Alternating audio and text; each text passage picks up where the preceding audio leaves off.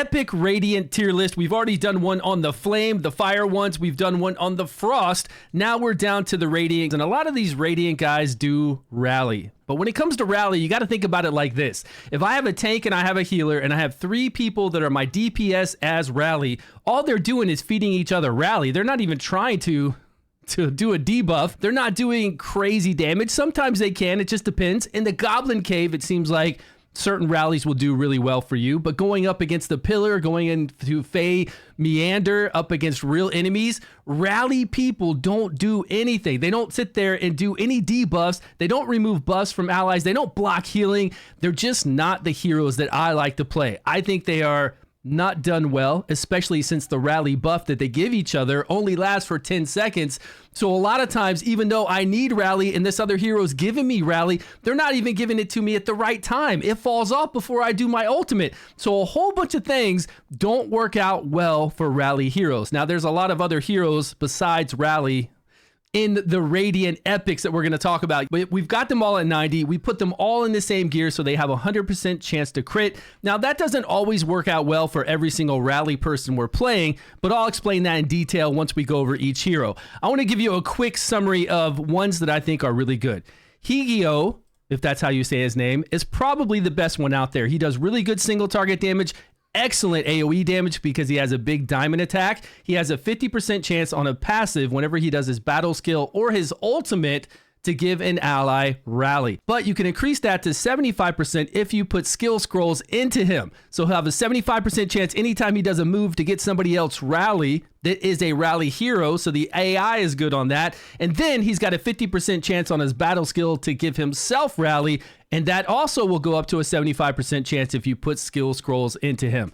So this guy up at the very top right now, S-class, for sure for rally. Giving other people rally at a 75% chance scrolled, giving himself rally at a 75% chance, doing really well single target damage, and doing really well AoE damage. I've got their damage numbers here on the side for 1 dummy, 3 dummy, 5 dummies. Normally, I keep it all the way over here with the single target damage testing that we're doing. So if you want to see single target wise where these heroes fall in compared to other heroes with the exact same gear that's just giving them 100% crit rate, you can kind of see where they're at. All heroes aren't built the same, so this testing isn't always accurate on all of them. I try to put notes to the side for you, and then you can see AoE damage testing against 3 dummies and against 5 dummies to see who really blows up. Let's stay on the rallies for a minute. We have Martina. Martina is an excellent melee hero that if she runs in the front line on the goblins will come onto her, and as long as there's 2 enemies around her when she does her battle skill, she's guaranteed to get a crit hit and guaranteed to get a rally buff. What she needs for her ultimate, the thing about Martina is she has to have 2 enemies near her to get that guaranteed crit hit and to get that rally. So she always has to have somebody next to her. Otherwise, if it's just one thing, like one enemy, she's not going to get these benefits, so she's not that great. And if you're going to build her with pure critical damage, her basic attacks aren't going to hit hard. Only the 2 skills that can guarantee the critical hit, and then she can do some good damage. But I would go high attack on her. Really high attack gloves, attack chest, not really go too hard into critical damage, but get critical damage if you can, because she's going to hit really hard if there are enemies around here. I like Martina. I think she's really good, especially as a front line runner there in the goblins, along with some other like Higio. I know I'm not saying his name right. Him in there, giving people rally, giving himself rally, doing amazing AoE damage here at the very top. And then you could bring in somebody like Welby the Rare, that if we give him rally often enough, he'll do really well with that AoE, big AoE diamond shape. Going down here to this guy, Thathlin. Thathlin is actually pretty damn good. Every 6 basic attacks, he gives an ally rally. But he doesn't give rally to himself, only to somebody else every 6 basic attacks. That's kind of long to do basic attacks. And again, once he gives rally to somebody, it's not really always when they're about to do their ultimate, so it falls off. What should happen with rally buffs is the buff should go up, stay on that hero until they use an ability that consumes rally. Makes perfect sense, right? You only give a rally buff to somebody that's a rally hero, And then, of course, they're going to consume it sooner or later, so it stays on them until they consume it. This 10 seconds of rally and then it falls off before they do their ultimate that uses it is very silly, but it happens all the time. Thathlin can also, if he gets rally from somebody else because he doesn't give them to himself, can use an ultimate ability and give everybody that's a rally person, he'll give 20% attack to all rally allies, but he can't do it himself. So while I think he does good numbers, you can see his single target number and his AoE number, which is equivalent up here to our guy here, he just isn't as effective because he doesn't take care of himself. And getting that 20% additional attack for rally people is nice, but we got to rely on somebody else to give him rally while he's giving somebody else rally. You can see how it goes, right? You got your tank, you got your healer, you've got 3 damage dealing rallies, and they're all trying to give each other rally and not do much else. And I feel like they're doing the same damage that other heroes do on their own, and those other heroes do other amazing things. Alvis is a total waste of space. This guy does no damage. Look at this. Same gear as everybody else, 100% crit rate. This is what he got on the test dummy for single target and for the 3 dummies because he does a 3x3. His damage is so bad, it does not make up for him gaining rally when somebody else gains rally. That's cool that he gets it when somebody else does. When he does his ultimate, he gives buffs to one person. Attack buff, crit rate buff, and critical damage buff. 15% additional attack, 20% crit rate, and 30% additional critical damage onto one. If he has rally when he does his ultimate, he'll give it to 2 people. So giving those buffs to 2 people does not make up for how sad his damage is.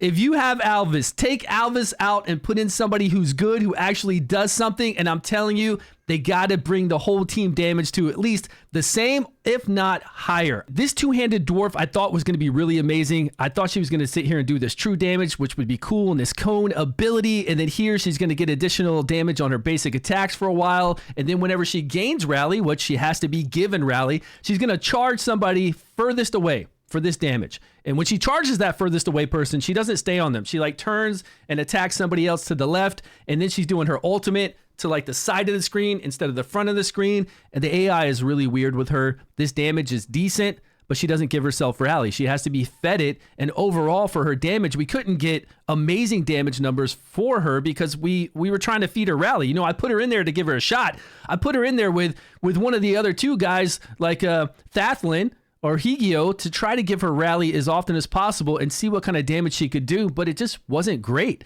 And if I had 2 others feeding her that often, I mean, what is she there for? What are these rally guys there for? So I don't believe in her either. That true damage is nice because it's true damage. Whatever the number is, that's what the enemy's going to take. And I think it was like 6,800. None of these guys are good single target damage dealers anyways, so I wouldn't use any of them for the Vortex boss. And for the Goblin, again, you've got this along with the Rare Welby, along with Martina. Sure, you could bring those in. That would make a good Goblin team, but not taking them into trials or into any other kind of content because they don't do anything else, you know? I believe that's all the rally we have. Garius, there's not a lot to say. If you played the game for more than a day, you know about Garius. This guy is just an amazing tank. He does amazing heals. He's SS class, no doubt in that. He has a great leader ability for 24 defense in all battles. The guy is a beast. If you have him, obviously, level him up, use him everywhere. He is a crazy tank. He does crazy healing. Kamari's one of those sweet looking mounted units. He really doesn't do a lot in the game. He will heal one ally if nobody is dead, and then if somebody is dead, he'll resurrect that one ally with 60% HP and then restore their ultimate meter up to 75% so they can get to do their ultimate pretty quickly. That's a good thing to have. I don't know where I'm going to use him. Revival is pretty scarce in the game. We don't have a lot of people that can do that. We have Syphoris and the Poison. We have Mithrasia and the Radiant Legendary. If you need a Reviver, if we need it one day, we've got him. Clovis is another mounted unit. He's just a tank. If there's more enemies around him, he'll get more defense, up to 30% if there's 3. He does a single target taunt as an epic, which I'm kind of sad about because it's a battle skill. We can't control that. Usually I like it on my ultimate so I can hit them with that taunt when I need to. This guy's doing it on a battle skill, and it's only 1. It's not even a 3x3 like Horus, so that's a little bit sad. And then his ultimate hits for defense, reduces the ultimate gauge of the enemy by 20% and attack down to of 50%. If we need a tank and Radiant, we could use him. Nessa's a single target damage dealer that can knock back the ultimate gauge of the enemy by 15% as long as they have a debuff up when she does her battle skill and her ultimate.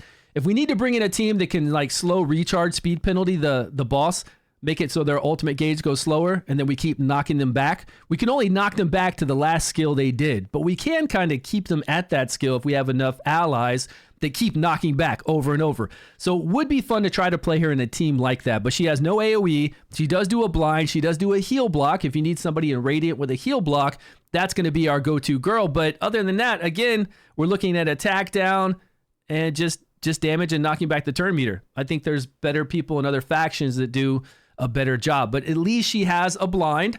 She's got the heal block, and she's got attack down 2 that is tied to her battle skill. So we can't even line up that attack down 2 to some boss's ultimate ability to save our ass, because she's just going to fire that battle skill when she wants to. Catherine is an amazing healer, not just because she can block debuffs going onto your team. That's a big thing, right? To be able to do a team-wide block debuffs in Grave of Rot, stopping all those debuffs, and Ravatrix, the Lady of Greeneries, and the Frey Meander, stopping all those poisons. But when she heals you, if she heals you over 100% of your health, 50% of that heal will go into an HP shield. I think that's really cool and really strong.